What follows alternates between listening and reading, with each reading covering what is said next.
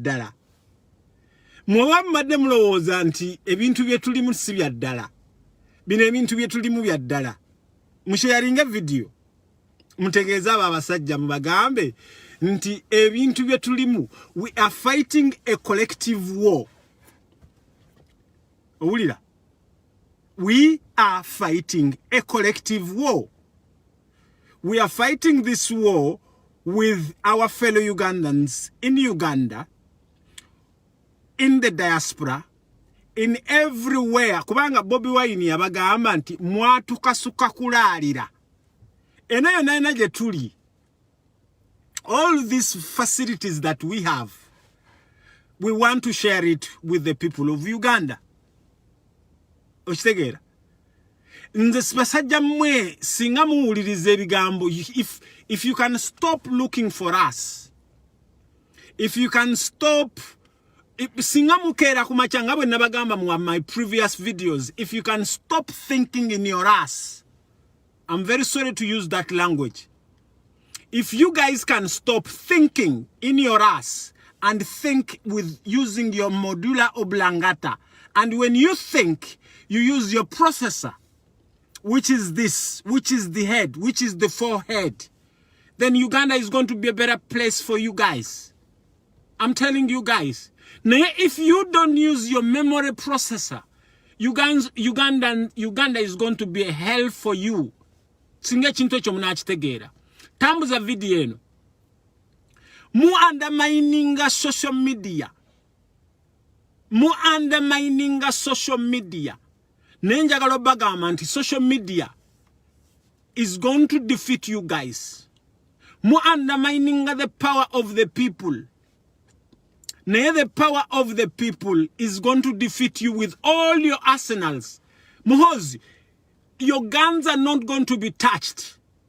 All those guns you have, you are not going to use those guns. Tugenda kubakuba. Era tubakuba kubanga tuwabakuba da.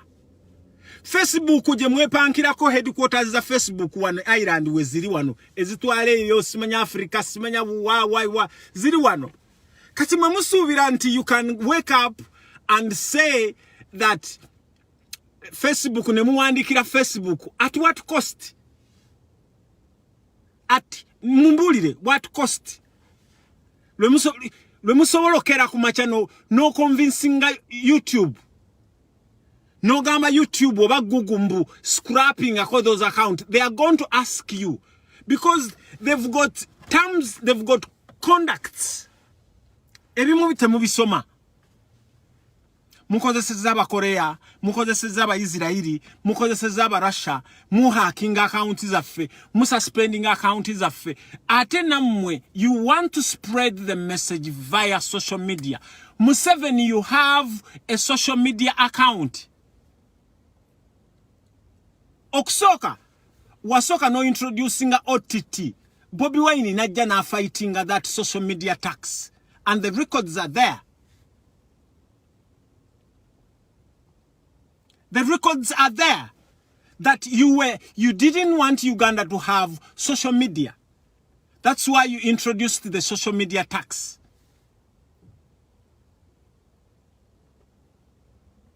Okisegera.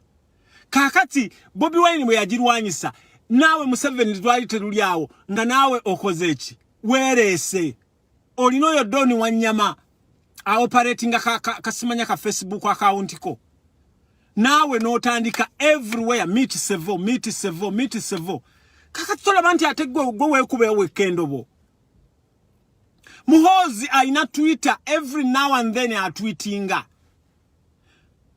Muhozi, maybe I've never seen him on Facebook. Njagala bagamba buli every company, ne NTV, ne NBS, ne BBS Telefina, baina Facebook accounts, baina YouTube accounts, ebibe na bibukedde, bibe na byani.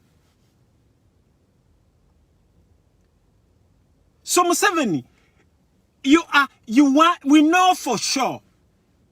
We know for sure that you want to harm Honorable Kyagulanyi. Naye Museveni, I want to assure you. Nti gwosubira nti aboboka njagala okugamba waliwo kye tukozesa roaming.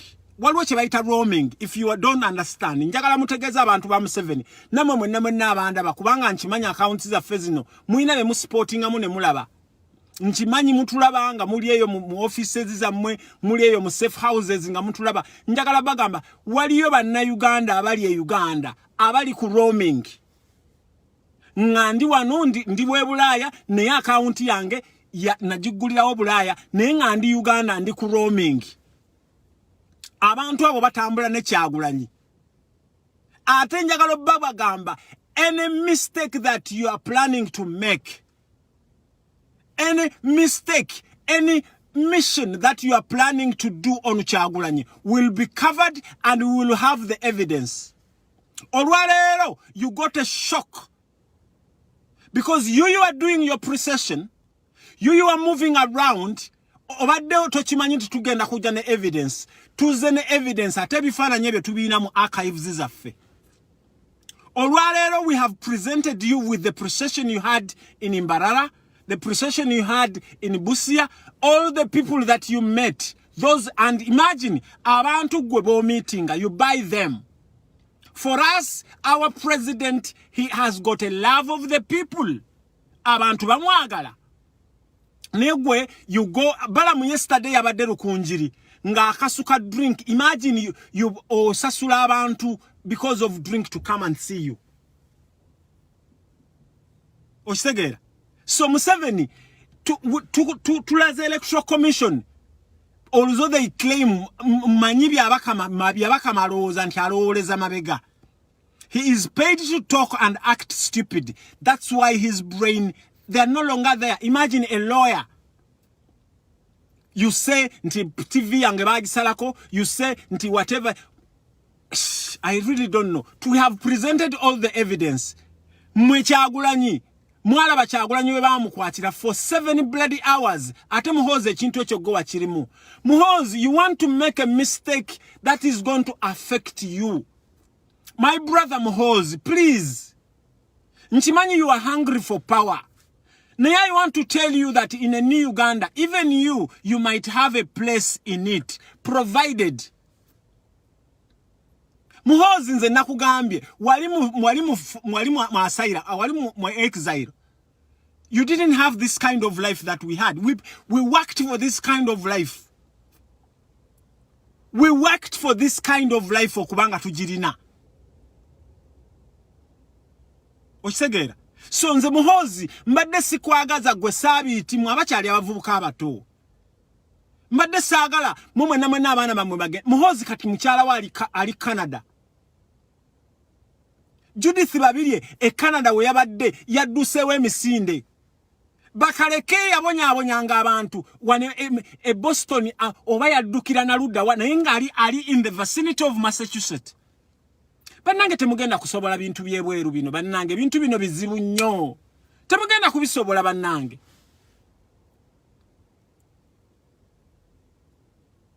Temugenda kubisobola ebintu byebweru eno. Mwe mulaba envi zaatumira muno mbirevu nga mutwe tetulina. What do you think is that? Temusobola na emmere yena amazima ga Katonda mu ggulu. Waliwo omwana gwe nabadde ngamba nti ogenda n'ogula kawo mu Tesco's. Wallahi kawo n'omuteeka mu mazzi agookya najja n'omulya. Bannange embeera y'ebweru temugenda kugisobola. So let us make Uganda a better place. Mulekerawo naddala mu abavubuka be bakoze mwe ba Abrahamu mwe amwesigwa. Mulekera no ba Museveni bakaddiye. Bannange mzemba gamba mbadde bweru, bannange bweru wabi, bannange bweru wazibu. Ebweru wabi nnyo. Gwe genda wano ba wino omuntu gwomanyi yenna ali over 60 years nga muddugavu nga yazaalibwa Uganda nga ali wano wallahi ojja kumulaba. Abantu bali eno bakaddiye, weebuuza abantu bakaddiye eki. Nosanga omwana wa myaka 18 na amasiba ga Katonda mu ggulu ng'alinga ng'owe myaka 40. Jennifer Musisi yalayira. Jennifer Musisi yalayira n'agamba bannange nze nejjusa n'okukolera Museveni. Jennifer Musisi era kyovola banga takisobola kudda Uganda okujjako nga Museveni ovuddeko. So Museveni njagala okugamba you can never succeed okujja account zaffe tosobola. You can't succeed. Eyo ghetto gundi je mubadde muzanyiramu kano kashibaga katoke kaina login zaako ate nabagamba neyo ghetto TV eyo namwe aba ghetto TV mulekerawo kutubuzabuza eyo account teyali hacked in kalika ashibaga kato kachaina logins bwe muba muguddewo ghetto media eyo bwe mwaba mwagulawo eyo ghetto media mugende mukyuse logins mukyuse emails and everything failure to that kalika amizika chaina gundi zaako kachaina logins za gundi ezo nenjagala bagamba eno social media tosobola Museveni byo planning okukola Bobi Wine njagala okugamba Museveni nze that mid one you mwemwe nabagambye abantu abatambulira ku Bobi Wine abasinga Bobi Wine oyo gwe mulabo abakola procession ye kulika abantu aba reporting to the international community kulika abantu aba report sijja kubagamba bonna nene nabagambye nti mugezze mukole ensobi. The other time when you came in no kuba amasimu g'abaana no bagamba twawulyanga ngogamba where are your phones ate kati Museveni tugenda kukyusa kubanga nkimanyi western is going to be bloody nkimanyi central is going to be bloody tugenda kukyusa akatiba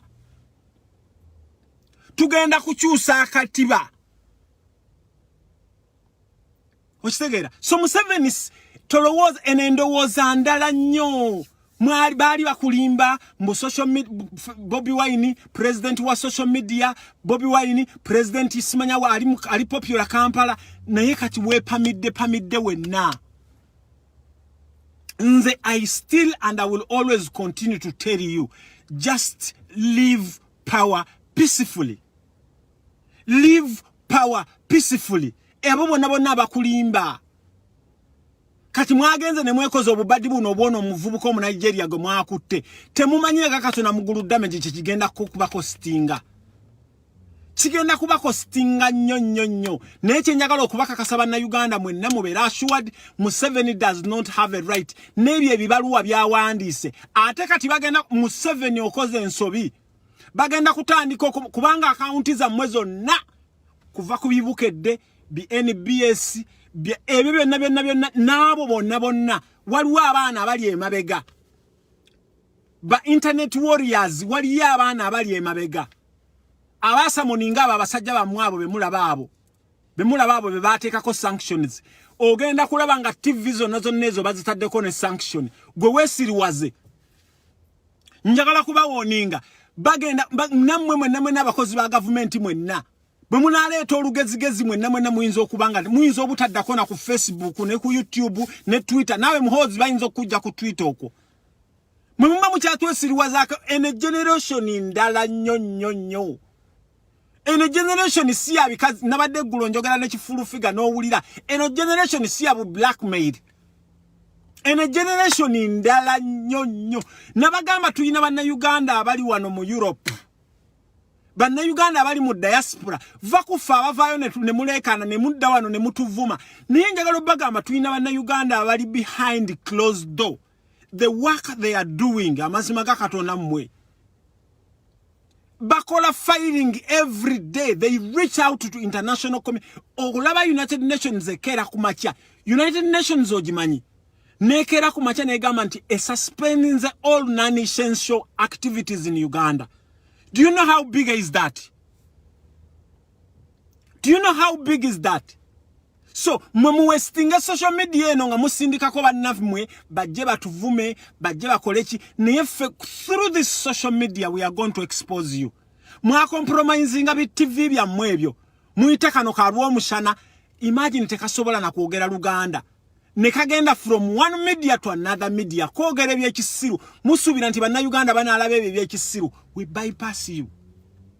Mumali musubira nti fe muna atulemesa okubeera Uganda we will forget about Uganda. We are not that damn stupid. Tituli that stupid. We cannot forget about Uganda. Mze I sleep Uganda, I smell Uganda, and I dream in Uganda because Uganda is my mother language. However fluent I speak English, I will never forget Uganda. Okisegera Jaffa Makanga nkulamusiza muganda wange wabulira luddawa however much when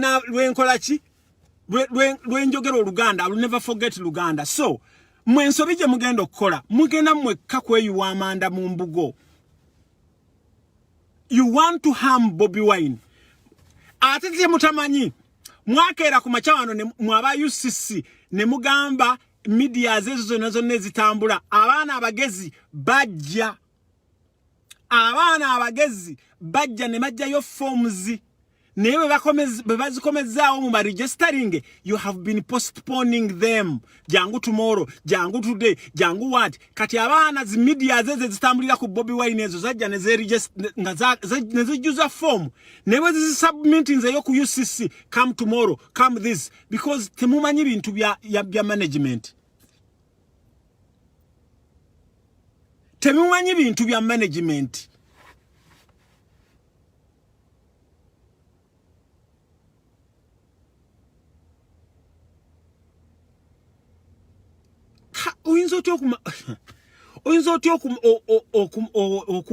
okugira your time no gamba mbo owandikira gundi Google YouTube simanya mbo suspending at what gundi ate ne Facebook bwe mtu wabira account zaffe Facebook ekuwa reason nayo ne account nejitunulira naye namwe tugenda kubatandika okubatambulirako one by one.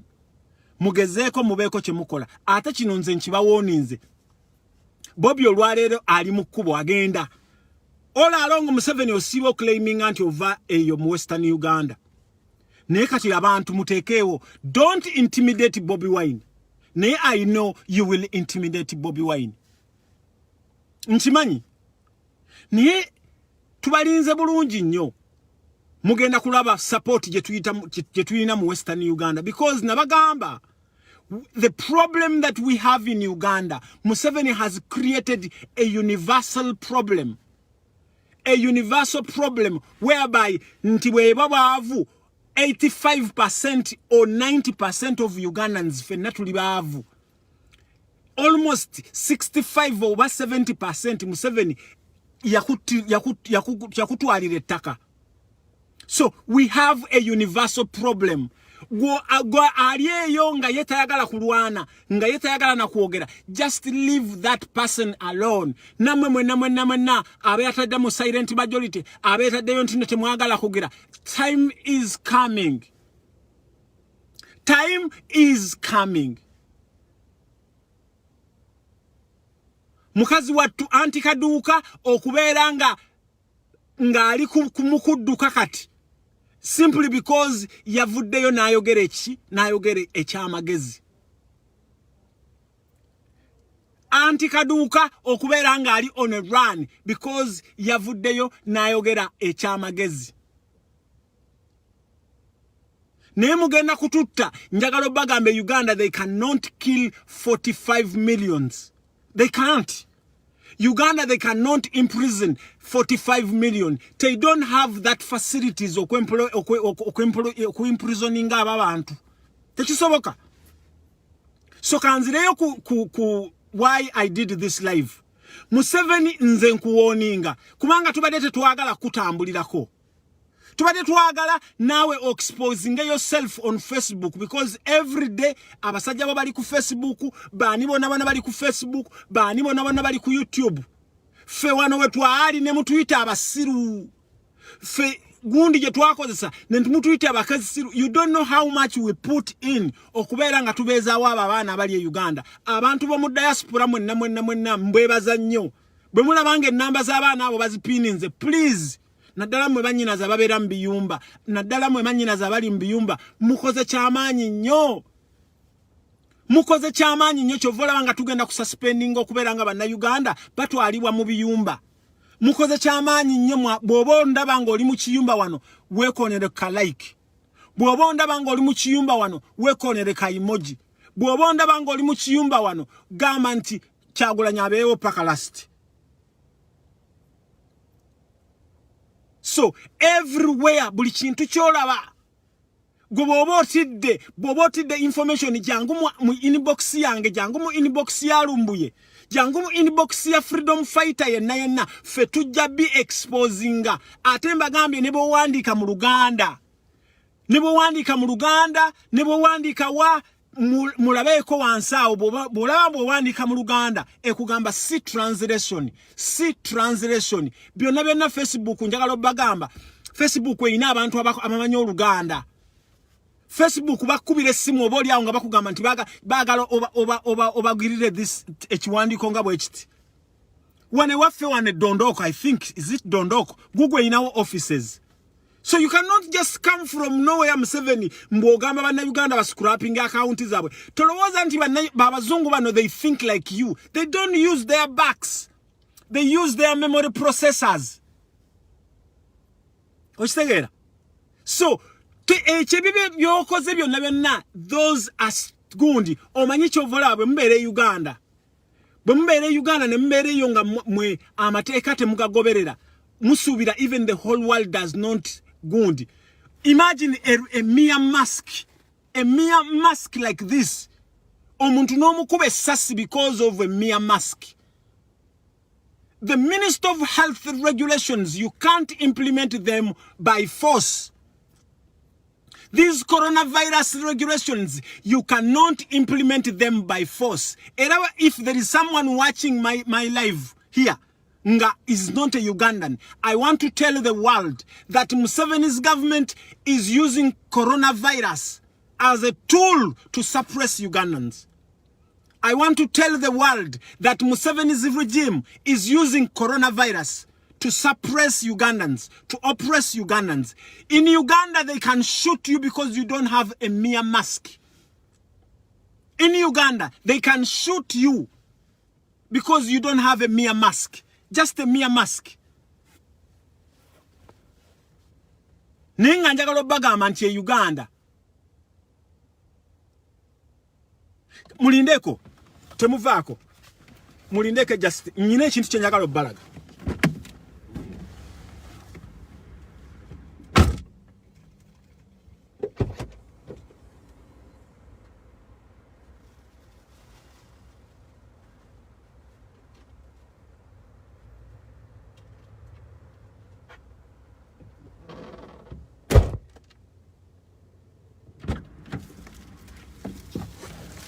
Yes.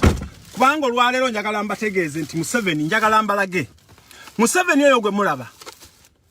Sente ezo zagula mu gundi, zagula mu tear gas. Njagala bagamba mu ddwaliro mu malwaliro waliwo kye tuyita PPE, personal protective equipments. Mu personal protective equipments Museveni ziwandibadde ogulira abantu naddala mu malwaliro. Mulimu eno akaveera kano mukalaba okambala wena n'okkirira. Mulimu box eno giraba, box eno giraba. These are gloves. Then bwomala mulimu nono sanitizer.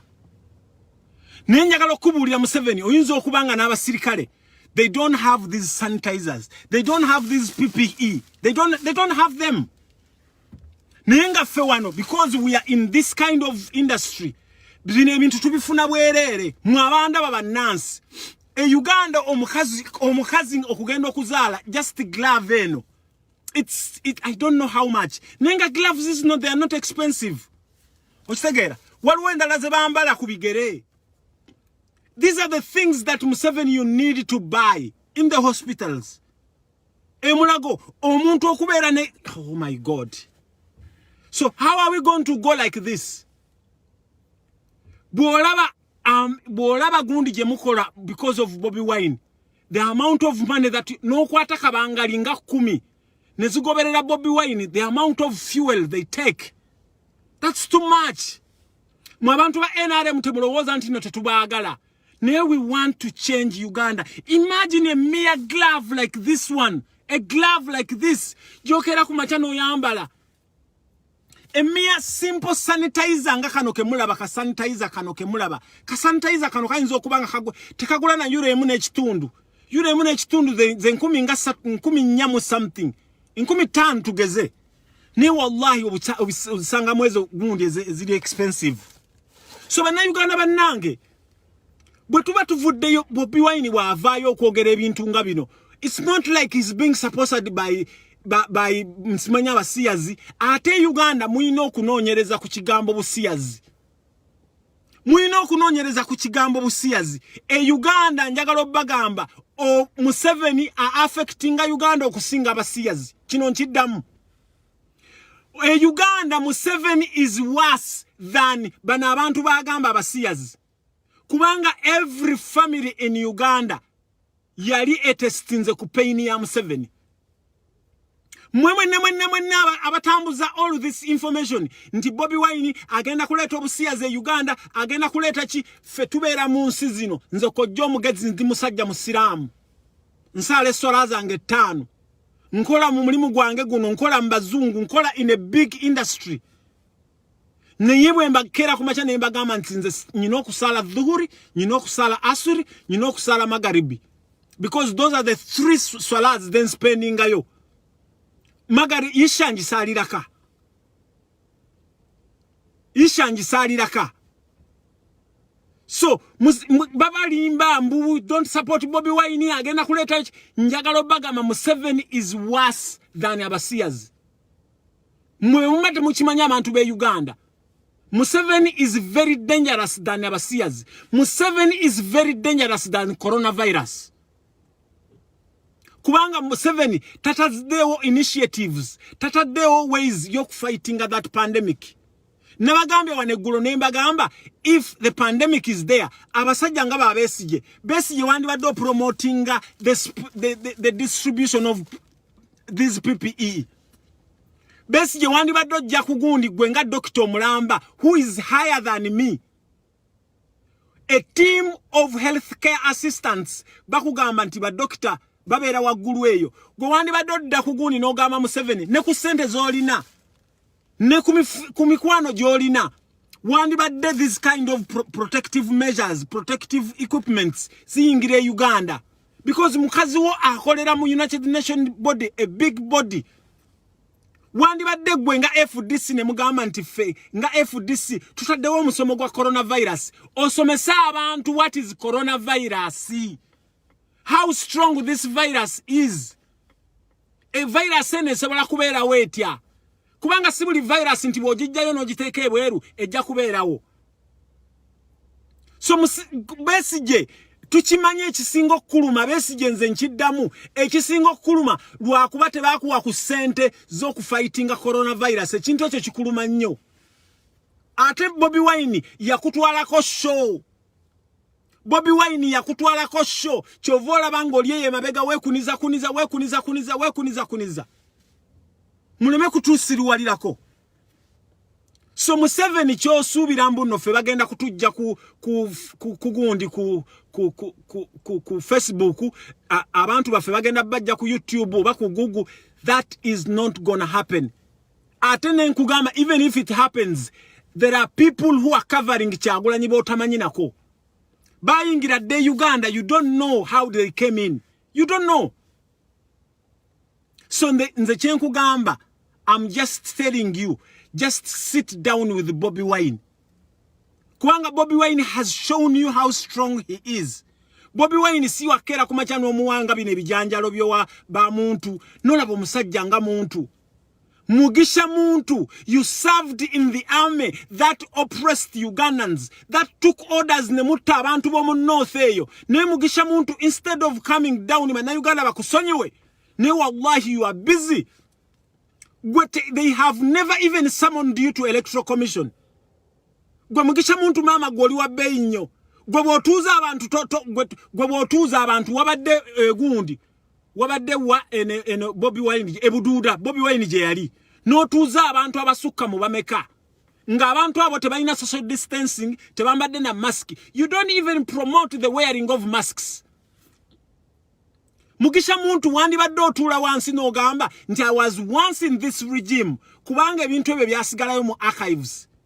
Wadumira kama ga Uganda ne gagenda mu Northern Uganda ne gatta abaana Uganda waggulu eyo nga mulimba nti simanya waliyo LRA, simanya waliyo baani banna Uganda. Instead of wandibadde ovaayo no swallowing your pride No government let me fight with the gundi. Naye mugisha muntu webuza amagezi. Mugisha muntu webuza amagezi. Bannayuganda tebajja kukusonyiwa. Bannayuganda tebajja kukusonyiwa. Ugandans will never forgive you. Mwe namwe babesije, mwe namwe bamawo. Mubadde mutuula wansi wallahi nga mutugabananga enkoko. Nga mutuula Uganda ne mugigabananga enkoko. Omwana ayogedde ekintu n'agamba nti abantu abadde bagula ettaka all over Uganda babadde babuloka babana abasajja. Kubanga bo balina ssente kati Uganda mutunule it's election time. Obupapulo obupya butambulanga ki because they print their own money. Now your time has elapsed. Your time to oppress Ugandans has elapsed. Nabagamba nga social media eno nga mugizanyisa. Nemugamba fetulekana bulekanye ku social media, fetulekana bulekanye. Kati ate nga mukedde ku machanga mukola ki? Nga mulabe batwala. Mwagamba mu social media fetulekana bulekanye. Era there is nothing we can do. Febe tuberene ne mutamanya nti the dynamics zachuka. Mindset za Uganda zachuka. Muna Uganda ali wana andaba, ali everywhere. Waliwo abakutte ekalamu n'olupapula. They are listening to what I'm telling them. And then after this, they are going to implement what I've told them. Muli basiru mukyalowoleza mweri egundi endowooza yedda. Ate Museveni mwatutiisa nga wano tisimanya muli bakabi chovolaba nga all those gundi squads ezo simanya ebyo squad byonna bye mulina mu police mulina mu baganda bafa abo mu north. All those squads they are full of people from northern Uganda. Temuli banyalwanda bammwe obwo bunyalwanda bwammwe mubuletanga bwe buduumira obwo kasimanya ka Abrahamu simanya asimwe Abrahamu buduumira buduumizi bukuba bukubi order newe bwe kijja one on one basajjamu mutya nnyo mwajje Kampala wano nga mutulimba mbuno mulwanye chovola when you reach Uganda mwegabanya obusozi Kololo Muyenga simanya uwa because you are hungry. This time mugenda kulaba. This time even if you take away Bobi Wine atemba sabe ekintu kimu. Nze nsiba mbagamba Bobi Wine yakyabawaniridde. Bobi Wine yakyabawaniridde. Era kyovola banga everywhere Bobi Wine we coming one on one with us. One on one with our army. Bobi Wine agamba abana temukola fujjo. Nkyabagamba mu abapolisi ba Uganda, mu security organization ba Uganda, Bobi Wine yakyabawaniridde. Wallahi ke mugeza ne mujjawo Bobi Wine amazima ga Katonda mugulu ffe tujja kubalya buli. Mbagamba wane Bungereza wano we can just go inside that embassy ne tubalya. Era the day nengeza mpulira nti Bobi Wine mu assassinate nze amazima ga Katonda mugulu. I don't see worth living this life. Kemukezako ne mukwata ku Bobi Wine. Kino njagala kuchiba warninga because you want to take cameras off Bobi Wine so that you can do something. You are scared of social media because the social media has exposed you. Now the day you're gonna make a mistake, Bobi Wine newe munamukuba ko katono bwe kati. Mazima ga Katonda mugulu basajja mu tujja kubalya buli. We will eat you live. Tujja kubalya buli. Nze mbagambe wano mwemba se mwala babeti kamyabe bamutwalanga kaguddeyo. Mwala wano nze bwe nali ntwala meri ya kyambadde nga kaguddeyo. Tujja kubalya buli. Because Bobi Wine is our hope. Bobi Wine has exposed to us that he is our hope. So the moment you touch on that guy, banange mbabulira mugenda kudduka Uganda mbabulira because we know everything about you guys. We know everything. Sabi tumanyi josula. Muhozi katuchimanyi nti olina muwala wa Lukyamuzi. Ono muwala wa kutesa wa musindike ali Canada. Now the moment you make that mistake, Okisegera mukola simanya mwagala kumutachi, mwagala kumutanga be mwataka kawesa, mwagala kumutachi kubanga obutwaye yabusumatuka. naye the moment you make that mistake mugenda kulaba kubanga omuntu kubanga mwerabidde nti Bobi Wine alina abo ba Mathias Mpuuga. You don't know what Mathias Mpuuga is worth. Alina oyo Zedriga. Njagala nno bagamba oyo mukyala Zedriga oyo gwe mulaba. Mukyala Zedriga oyo baawe bamubuzaawo obubuza. Oyo vice president waffe in charge of northern Uganda baawe bamubuza bubuza abo ba Museveni tamanyi na gyali taina na malaalo chovola wanga she is so sad. Oyo mchala Zedrigo oyo gwe mulaba baawe bamubuza bubuza. Wallahi there is nowhere, they don't know where he is. Oba mamutirawa oba musalako mutwe oba bakola ki. Kakati those are the kind of people Bobi Wine be are choosing. Na mwali musubira nti Bobi Wine ajja kugenda simanya alonde gundi, simanya alondani, simanya alonde kamilioni, simanya alonde bebe kulu. Bobi Wine yayagala okulonda abantu abayina CV ennungi. Mathias Mpuuga oyo mwamulabanga mu DP naye nga mmawo yababuzabuza. Ono mukyala omw'Western Uganda oyo. Mukyalo oyo mugende mumubuuzeeko. Bobi Wine is surrounded by people with values, people with respect. Okitegeera? So njagala okubakakasa mugeze mukole ensobi yonna muhaminge Bobi Wine, then you are going to see lwaki embizi zitekola supu. Mugenda kulaba naye njagala okubasaba. We don't want what you have done to us to be applied on you. Kino nchiddamu. NRM supporters, Museveni supporters. We don't want what Museveni has done to us for the last 50 years to be done on you. Kubanga mwe you won't accept it. Ate nchitegeddeko. Nga maliriza kino nchitegeddeko. Nti. There is a lot of immigration going around. Abana bamwe mubafulumye ebweru. Kye mupulaninga okukola, I don't know. Naye abaana bamwe bonna everywhere bwe bali. Kubanga ntegeddeko bajja e Bungereza, bajja e Germany, bagenda Sweden, wane Ireland sinnamanya. Bagenda ne mu America, ne mu America babasazeeka abasinga, ne mwetanidde nyensi za Europe. Kubanga mu Africa ne njagala obagamba ne be munafuna asayiramu. Asayiramu eyo mwegendereza olupapula lwe muba mujjuza mu lusome bulungi. Your asylum can be revoked if they find you that you engaged in criminal activities. Kino nkibagamba. Abana bamwe musindike eno bajja basikinga asylum. Their asylum can be revoked if they find out that you engaged in criminal activities. So mugume. Don't run away. Mugume. Twajja ffe tugenda kwekuba engumi.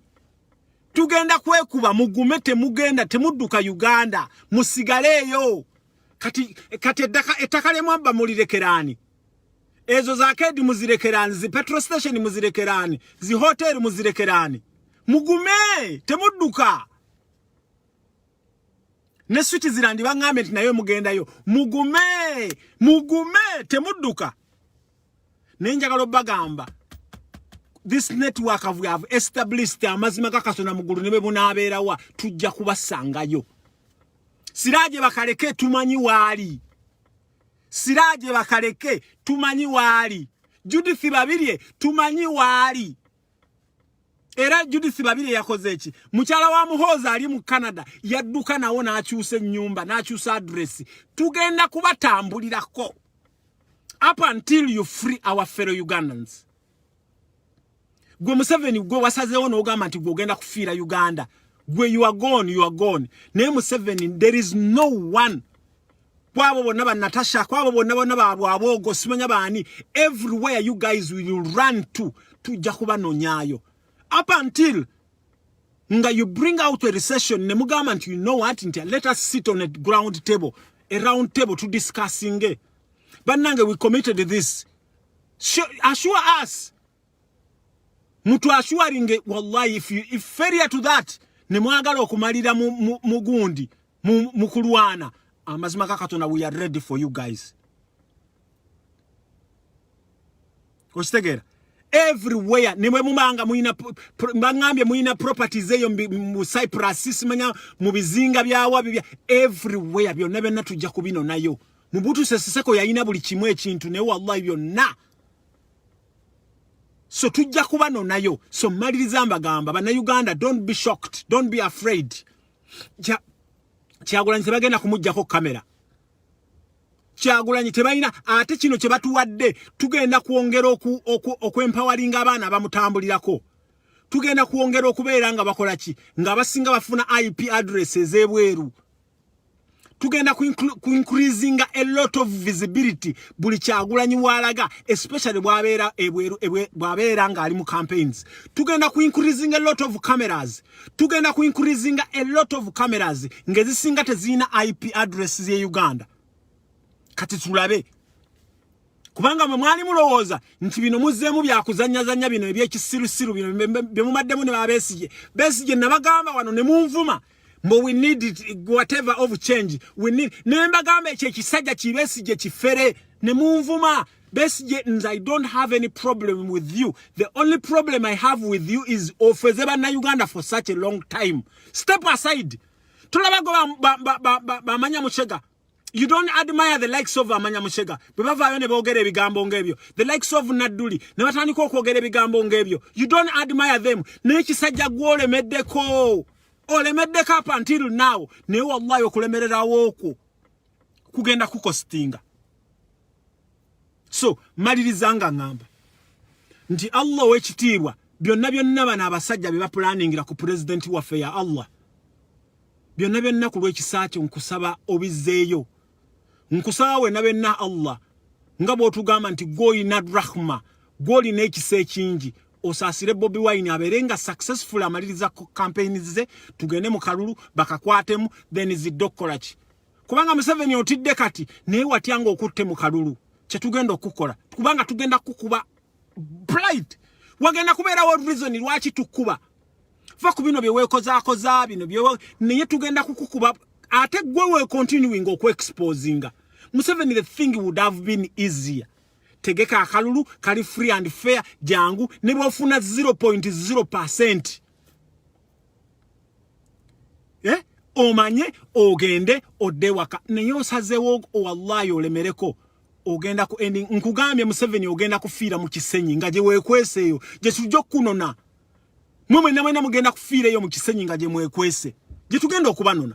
Mulemeddeko basajja mwe mulemeddeko nekirala mfunye information nti bagenda ku slowing down internet ku speed je badde eriko bagenda ji slowing down especially Kyagulanyi wana aberanga ba slowing down ne Museveni nze nkugambye nti waliwo cameras ezitambulira ku Kyagulanyi waliwo Facebook accounts oba Facebook lives ezitambulira ku Kyagulanyi nga zo zirominga nga size Uganda.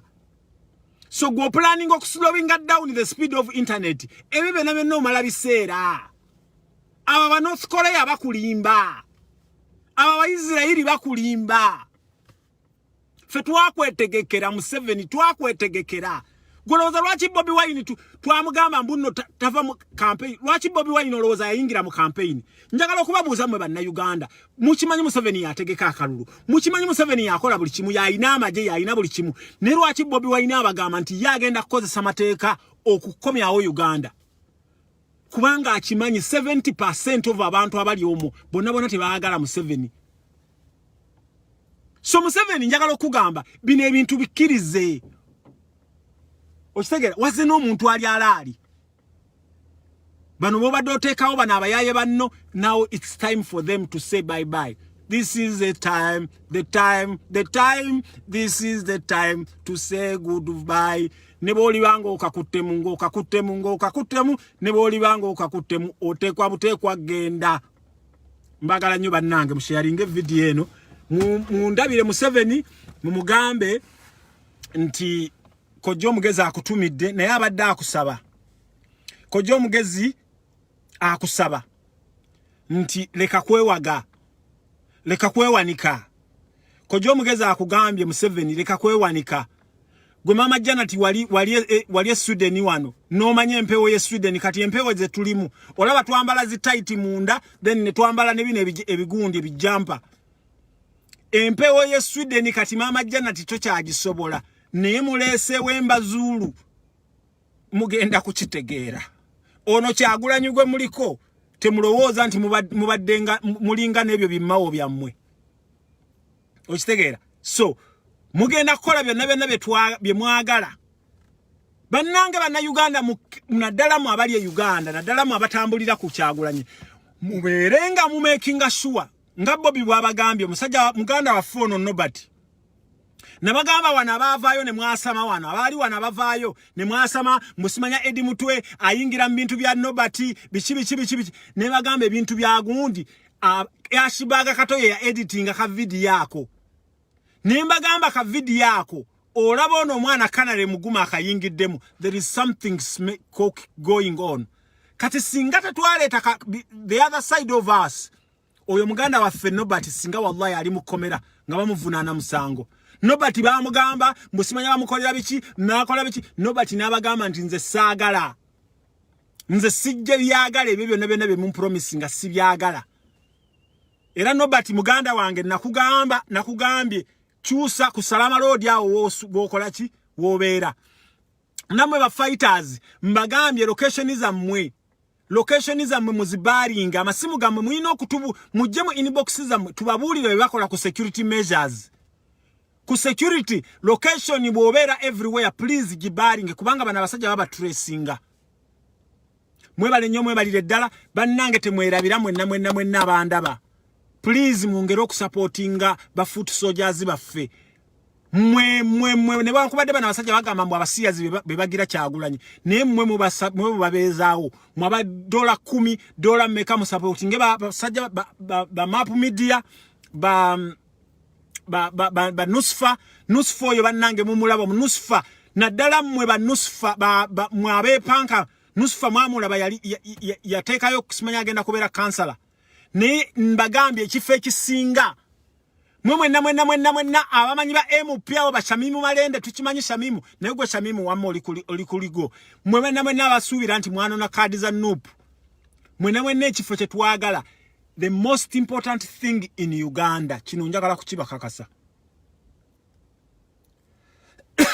bwe tujjawo Museveni singa tunajjawo Museveni bwe tuti mugenda kulaba everything is going to be smooth ogenda kumanya kusamu kutesa abadde atowa order bwati tumwina abadde atowa order bwati simanyo na abadde Gavumenti Museveni abadde atowa order bwati Salimu Sala agenda kutowa order bwati kubanga fenna aho bonna bakola ebyobusiru byabwe kubanga timbagamba nti omuntu a trekkinga Bobi Wine muhozi nga akozesa ne bali banna abalala n'ebintu ebimu bihappeninga nga ne Museveni tabimanyi ne only musajja watu ye yafuuka ng'ekirya sinza na gama ti musajja watu so mwenna ba MPs mwenna